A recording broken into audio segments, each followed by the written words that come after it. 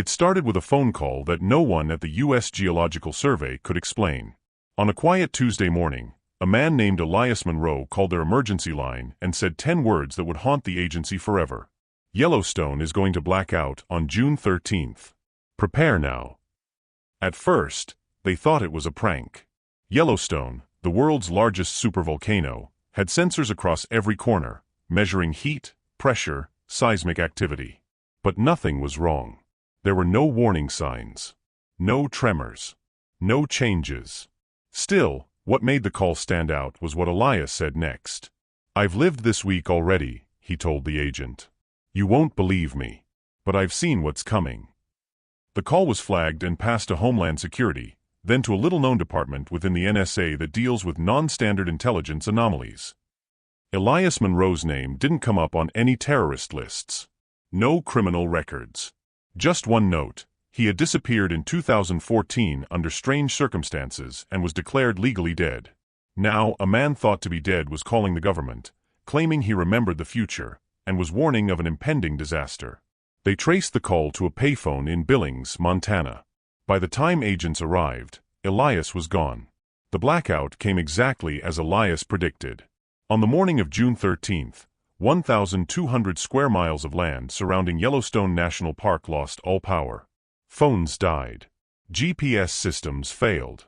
Satellites showed nothing, just static over the entire region. Even military communications were blocked. For 8 hours, Yellowstone vanished. When the blackout ended, something was different. The trees were still standing. The roads are untouched. But the people inside the blackout zone, campers, rangers, scientists, were changed. Some came out speaking in strange languages no one could identify. Others had burns on their skin that didn't match any known radiation pattern. A few had completely lost their memories. And one man, a park ranger named Dale Carson, was found wandering the forest, repeating the same phrase over and over. "They took the sky away." That was when the government took the Elias Monroe case seriously. They located him 1 week later, in an abandoned warehouse outside Cody, Wyoming. He was sitting cross-legged on the floor, eyes closed, surrounded by strange symbols drawn in chalk.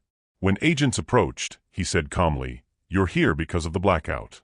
I told you it would happen." They arrested him and brought him to a black site facility beneath Nellis Air Force Base. There, a team of scientists and intelligence officers tried to figure out how he knew about the Yellowstone event. What they discovered was something no one could explain. Elias Monroe had no birth records, no dental matches, and his fingerprints didn't exist in any known system. He looked exactly like the man who disappeared in 2014, but he was biologically different, down to his DNA. His blood carried an extra protein not found in humans. When questioned, Elias finally told them everything. In 2014, Elias had been hiking alone in Yellowstone when he saw a bright blue light descend from the sky. He felt weightless, as if time stopped. Then everything went black. He said he woke up in a place that was not Earth. It looked like a city, but not made of metal or stone. It was alive, pulsing, breathing, humming with light. The beings he saw had no faces but communicated through thoughts. They didn't speak English, yet he understood everything they said.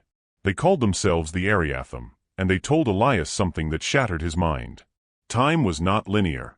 Ariatham said that humans lived in a false version of time, like riding a train on tracks that loop forever. But Elias had been pulled off the train. He was outside the loop now. They showed him events from the past, the present, and what they called the probable future, a map of what could happen if certain choices were made. Elias didn't just see the future, he remembered it.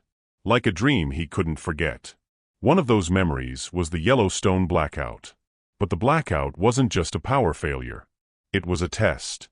The Ariatham had cloaked part of Yellowstone with a technology that disrupted Earth's electromagnetic field. The point wasn't destruction, it was observation. They were watching how humans would react to sudden, unexplainable loss of control. Elias said it was the first of 3 events. Each one would get closer to exposing what Ariatham called the breach. No one believed him. Until he predicted the second event. On August 2nd, a private SpaceX satellite went dark while passing over the Arctic Circle. For 6 minutes, it recorded footage of something massive moving under the ice, something with perfect geometric shape and heat signatures matching no known material. NASA classified the video instantly, but someone leaked the audio. A single word was heard on the satellite's backup channel, spoken in Elias's voice.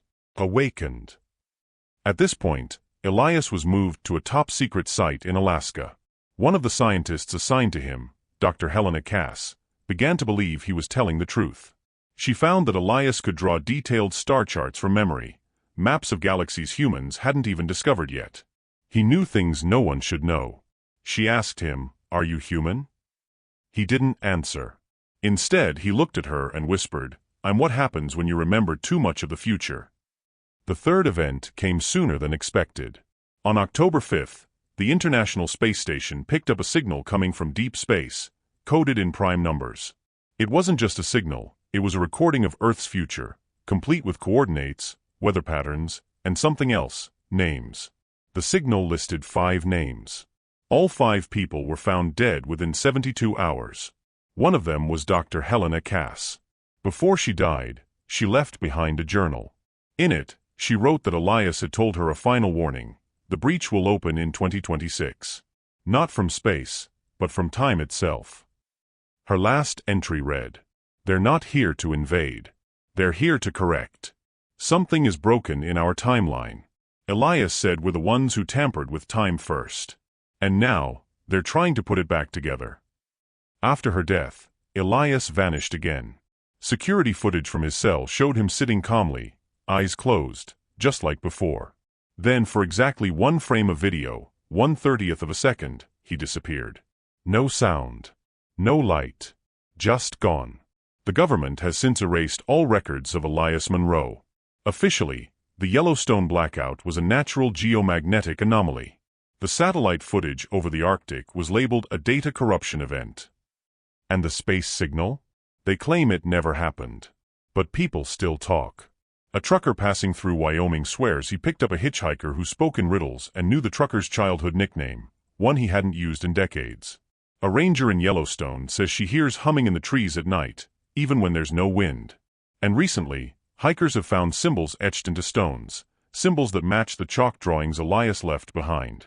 And then, there's the website. It appeared on the dark web under the domain rememberthebreach.net. No one knows who runs it, but it updates every day with strange numbers, coordinates, and phrases. The top of the page simply reads, "He remembered the future. Do you?"